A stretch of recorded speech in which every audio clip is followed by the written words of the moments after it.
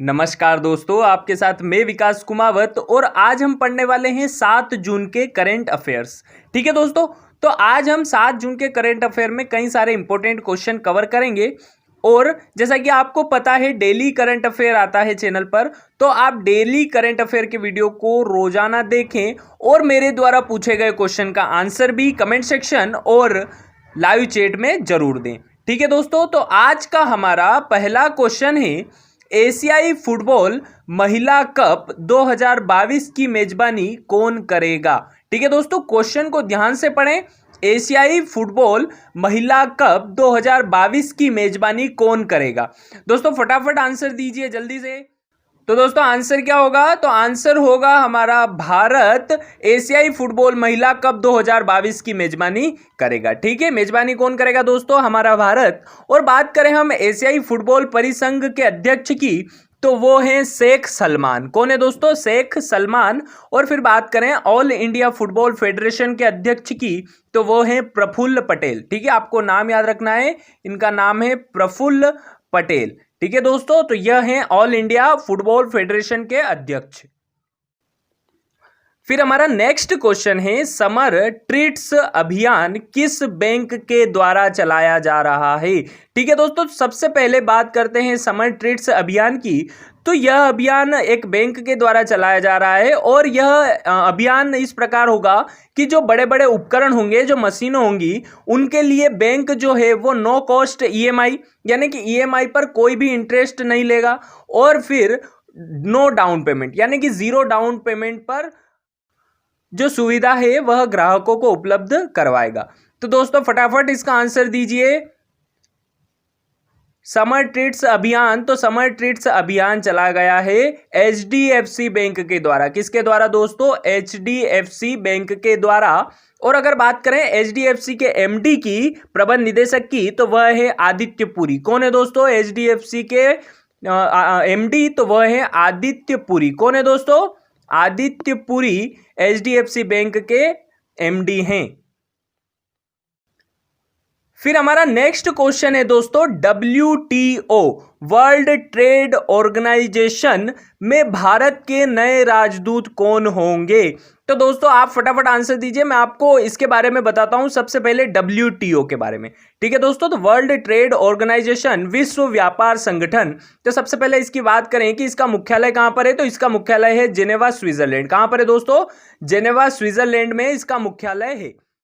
दोस्तों मैं ये जो आपको मुख्यालय, इनकी स्थापना, जितने भी जो संगठन हैं उनके बारे में बताता हूं, तो इनका हम एक शॉर्ट वीडियो भी लेकर आएंगे जिसमें हम सारे संगठनों के मुख्यालय, स्थापना कब हुई थी, ठीक है, इनका मुख्यालय कहां पर है, इनके प्रधान अध्यक्ष कौन है, इनके बारे में भी हम एक वीडियो में डिस्कस करेंगे। तो सबसे अच्छा तरीका है इनको याद करने का, करंट अफेयर का वीडियो आप डेली देखिए। इससे आपके जितने भी संगठन हैं उनके स्थापना दिवस और उनका मुख्यालय, ठीक है, और उनके सदस्य देश, तो उनके बारे में आपको करंट अफेयर के वीडियो में पता चल जाएगा। तो अब बात करते हैं कि मुख्यालय कहां पर है, जिनेवा में WTO का।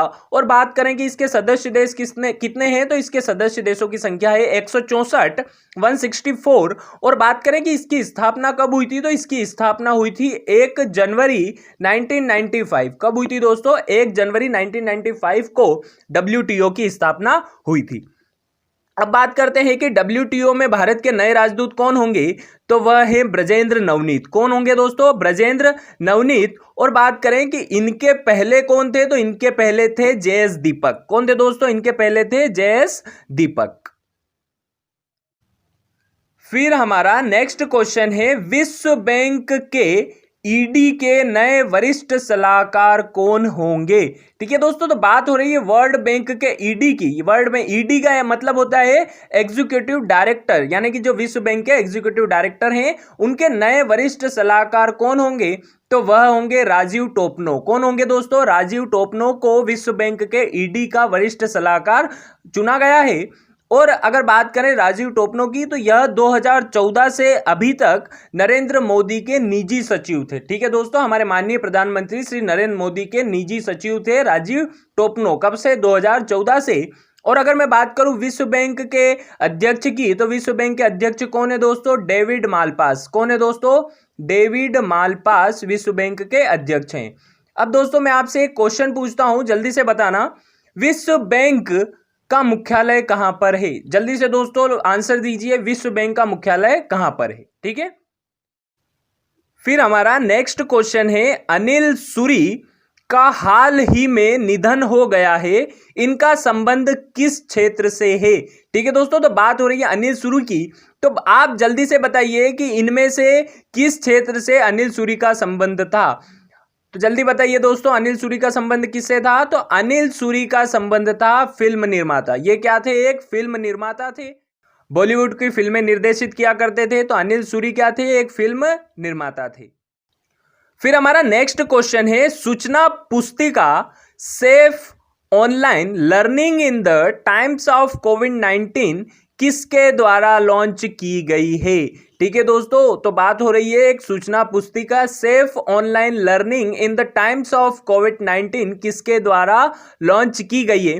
तो सबसे पहले मैं आपको इस पुस्तिका के बारे में बताता हूं कि यह छात्रों और शिक्षकों को जागरूक करने के लिए बनाई गई है कि कोविड-19 के समय क्या करें, कैसे करें, इन सब के लिए यह पुस्तिका बनाई गई है और यह लॉन्च की गई है हमारे मानव संसाधन और विकास मंत्री। जल्दी अब आंसर दीजिए दोस्तों, किसके द्वारा? मानव संसाधन और विकास मंत्री कौन है?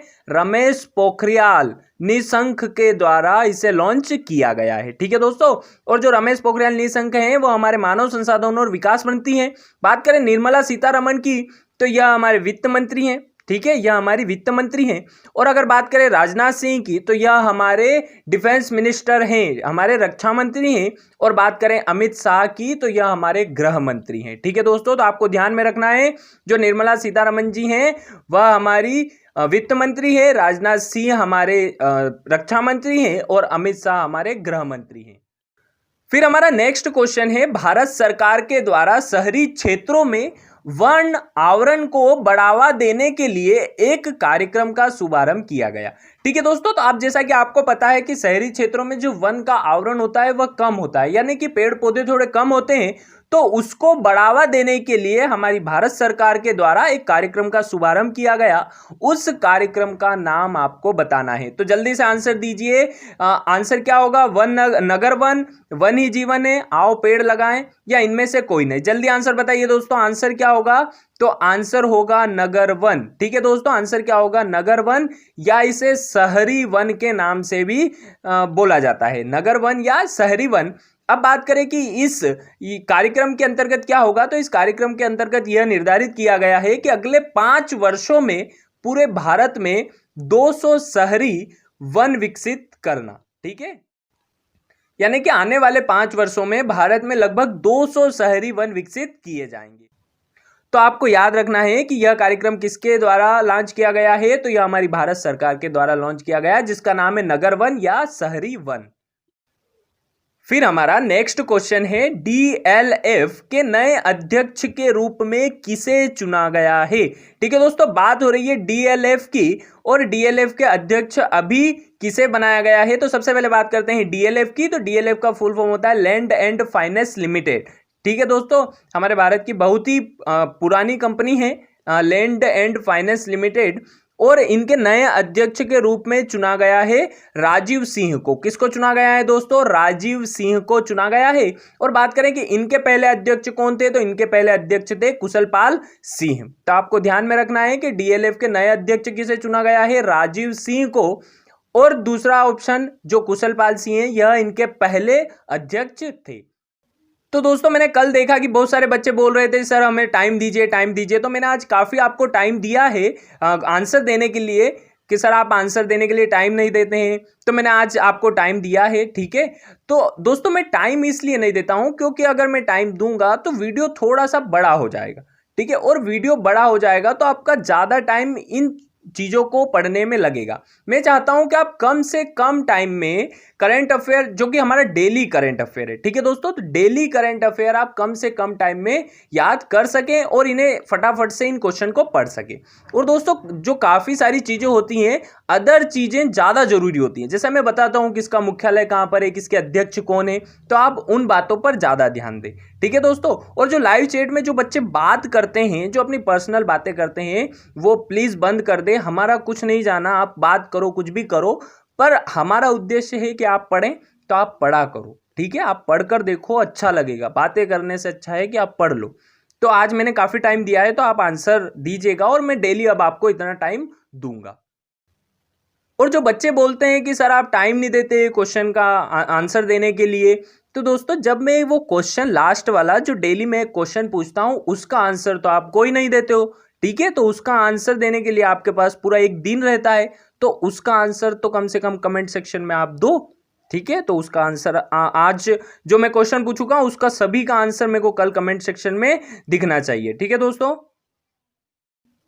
हमारा नेक्स्ट क्वेश्चन है, गरीबी रेखा से नीचे रहने वाले लोगों को फ्री इंटरनेट, ठीक है दोस्तों, फ्री इंटरनेट जो कि हमारे लिए एक बहुत बड़ी बात है, ठीक है दोस्तों। इंटरनेट मिल गया मतलब आज की पीढ़ी को तो इंटरनेट मिल गया मतलब सब कुछ मिल गया, ठीक है। भले खाना मत दीजिए पर आप इंटरनेट दे दीजिए।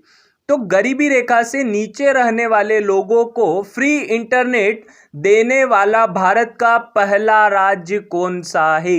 दोस्तों फटाफट आंसर दीजिए, सभी के लिए इंपॉर्टेंट क्वेश्चन है, स्टार लगा लीजिए, एग्जाम में पूछा जा सकता है, क्योंकि भारत का पहला ऐसा राज्य है जो गरीबी रेखा से नीचे रहने वाले लोगों को फ्री इंटरनेट देने वाला है। तो वह है राज्य कौन सा दोस्तों?